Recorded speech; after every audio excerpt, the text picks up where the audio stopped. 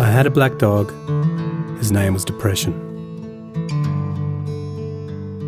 Whenever the black dog made an appearance, I felt empty and life just seemed to slow down. He could surprise me with a visit for no reason or occasion. The black dog made me look and feel older than my years.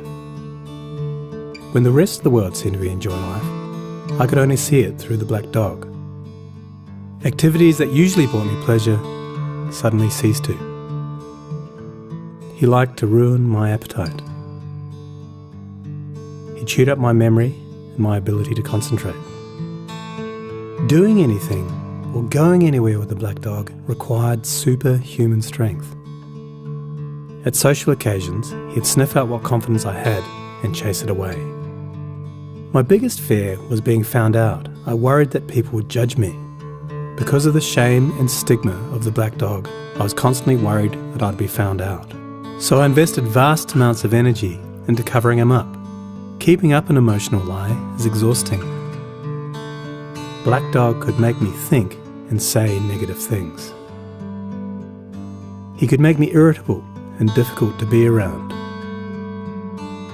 He would take my love and bury my intimacy. He loved nothing more than to wake me up with highly repetitive and negative thinking. He also liked to remind me how exhausted I was going to be the next day. Having a black dog in your life isn't so much about feeling a bit down, sad or blue.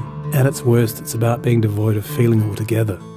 As I got older, the black dog got bigger and he started hanging around all the time. I'd chase him off with whatever I thought might send him running. But more often than not, he'd come out on top. Going down became easier than getting up again. So I became rather good at self-medication, which never really helped. Eventually, I felt totally isolated from everything and everyone. The black dog had finally succeeded in hijacking my life. When you lose all joy in life, you can begin to question what the point of it is. Thankfully, this was the time that I sought professional help. This was my first step towards recovery and a major turning point in my life. I learned that it doesn't matter who you are, the black dog affects millions and millions of people. It is an equal opportunity mongrel. I also learned that there was no silver bullet or magic pill. Medication can help some, and others might need a different approach altogether. I also learned that being emotionally genuine and authentic to those who are close to you can be an absolute game changer. Most importantly, I learnt not to be afraid of the black dog, and I taught him a few new tricks of my own.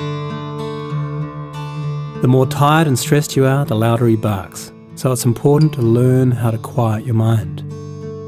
It's been clinically proven that regular exercise can be as effective for treating mild to moderate depression as antidepressants, so go for a walk or a run and leave the mutt behind. Keep a mood journal. Getting your thoughts on paper can be cathartic and often insightful. Also keep track of the things that you have to be grateful for. The most important thing to remember is that no matter how bad it gets, if you take the right steps, talk to the right people, black dog days can and will pass. I wouldn't say that I'm grateful for the black dog, but he's been an incredible teacher. He forced me to reevaluate and simplify my life. I learnt that rather than running away from my problems, it's better to embrace them.